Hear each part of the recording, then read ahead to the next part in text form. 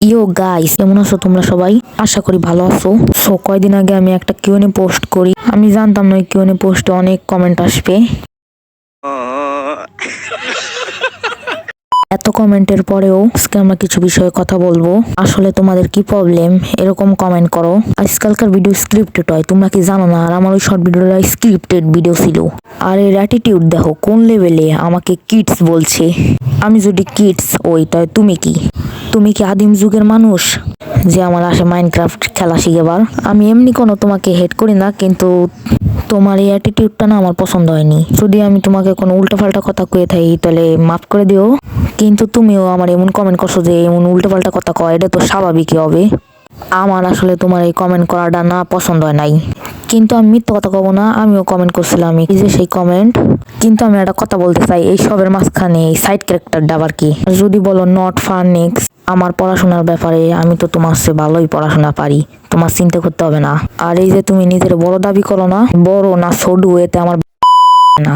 আর এই যে তুমি আমার 1v1 এর চ্যালেঞ্জ দিবা লাগছে, এতে বুঝাই যায় তোমার অহংকারটা কত উপরে। আর আমি দেখছি তুমি আমারই না শুধু, আর অনেক মানুষরে দিছো 1v1 এর চ্যালেঞ্জ।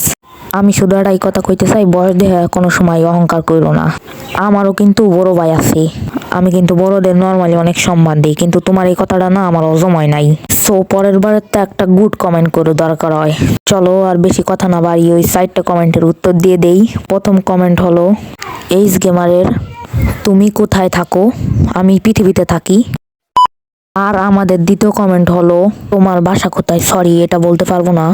আর আমাদের তৃতীয় কমেন্ট করেছে প্রান্ত প্লেস, তোমার নাম কি আর বাসা কোথায়? এত বলছো বাসা, তো আমি বলে দিচ্ছি আমরা ফরিদপুর জেলায় থাকি, এটা একটা হিন্ট, গেস করে নাও।